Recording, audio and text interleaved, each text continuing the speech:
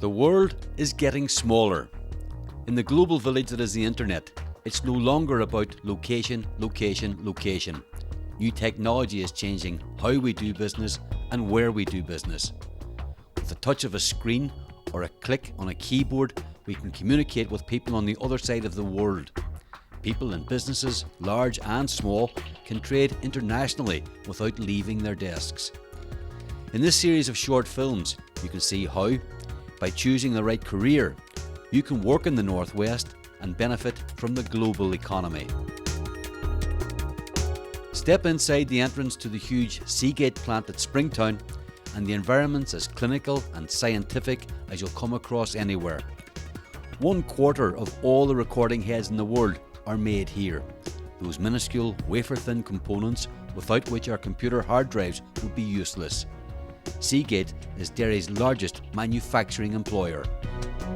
We have over 1,300 people here presently, and that ranges from production operators who actually look after the machines that manufacture the product, technicians who would, when they break down, they'll come and fix it and make sure they're running correctly, to engineers, from research engineers to process engineers to facilities engineers, and obviously we have a substantial management team as well to make sure everything runs smoothly.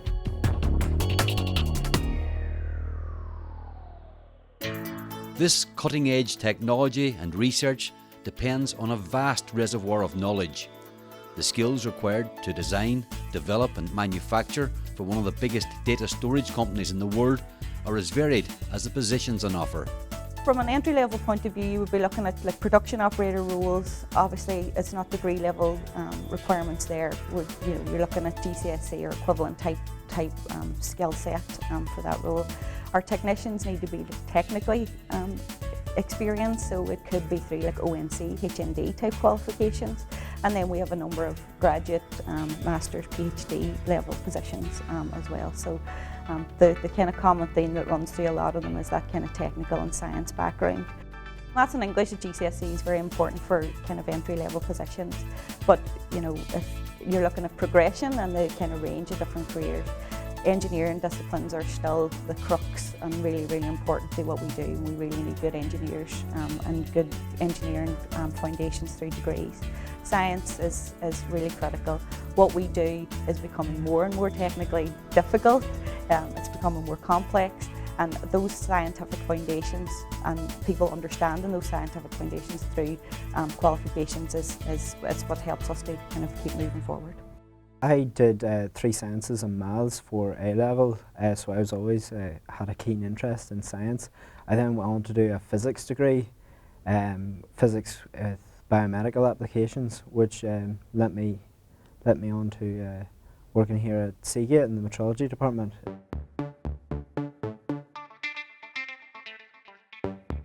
I done double award applied science, which included all 3 sciences, and I also studied product design. And then from there I went on to do a chemistry degree with a year in industry, and I done my placement here at Seagate.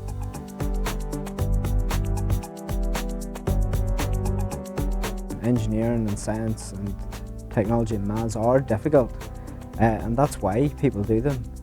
It's challenging. And because it's challenging, it's very rewarding. You really feel like you've achieved something when you work hard to get those STEM A-levels and that STEM degree. Scientific or technology qualifications, as well as good communication, teamworking and problem-solving skills are among the prerequisites for a position with Seagate. Our business wouldn't be where it is today without innovation. So people who are technically curious, who are scientifically curious, and who are always looking at what's going to happen in the next 5-10 years and how does that impact on us as a business. That's why we are where we are today, is we have those people with those sorts of skills here. Absolutely love it. It's challenging at times, and that's what the good thing is about it. You're constantly learning, doing new training things, and you're interacting with all the different departments, so you're really picking up different things along the way. And it's brilliant because a STEM degree will follow you anywhere, whether that's right here at Seagate or on the International Space Station.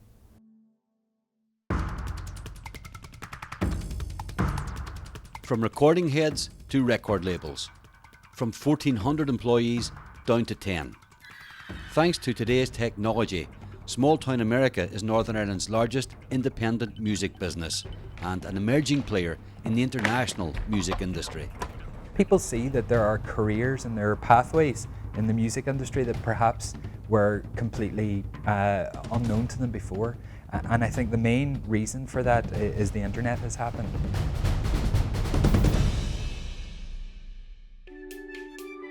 We have clients that come from the Benelux regions. We do work in Germany, we do work in London, we do work in New York, but we can also do work in Rio de Janeiro in Brazil.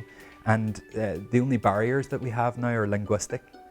I was studying music production in general, and it was just teaching me about how to use Pro Tools or Logic and microphone placements, how to use compressors, gates, limiters, EQs, everything, the broad spectrum of audio engineering.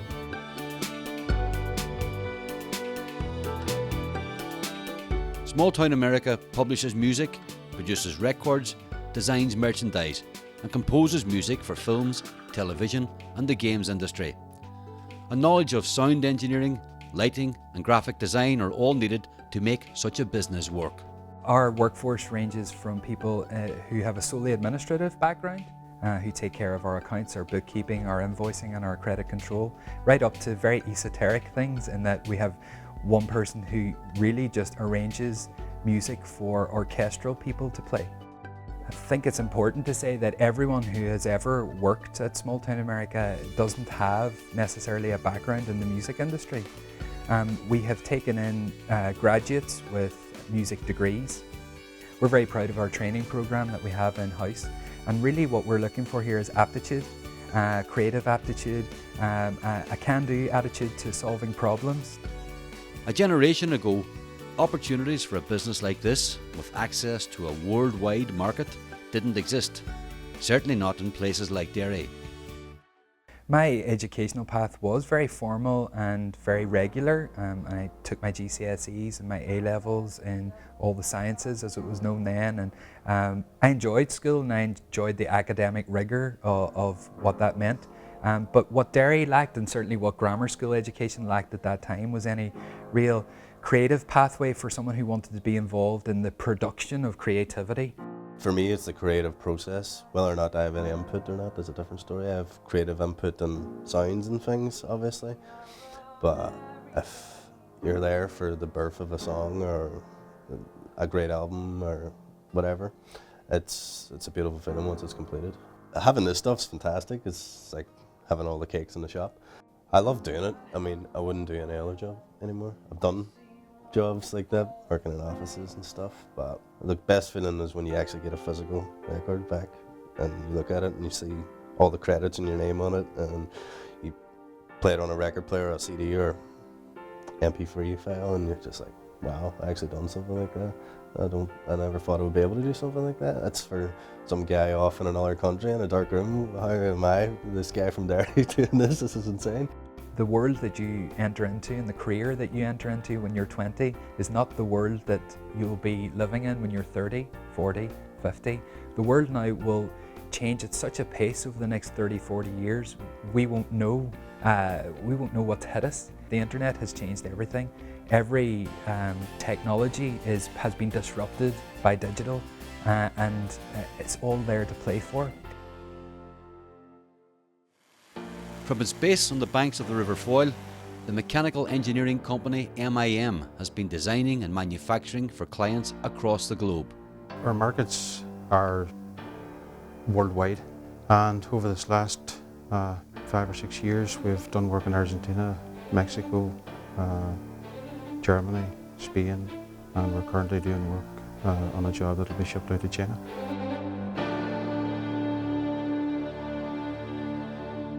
Some of the local projects that we've worked on, one of them being the Peace Bridge. We've just also won a tender for the Foyle Bridge. It's the service gantry that hangs underneath the bridge. So we have to refurbish that gantry, which will mean taking it to our workshop, stripping it all down, renewing all the hydraulics, getting it back on the bridge, commissioning it, and then we have got a 7-year contract to look after the maintenance of it as well. Winning contracts whether at home or abroad, requires administrative staff, as well as high calibre engineers with finely honed skills. On the sites then we've got mechanical fitters, qualified welders and riggers for moving equipment. While some workers are shifting equipment, others are shifting orders, and that requires a particular set of skills. I work mostly on marketing the company, looking at the branding, things like the website, our flyers, uniforms, even things like that there, as well as getting business. That's an important thing. So speaking to clients, potential clients. On top of that as well, I also work on tenders.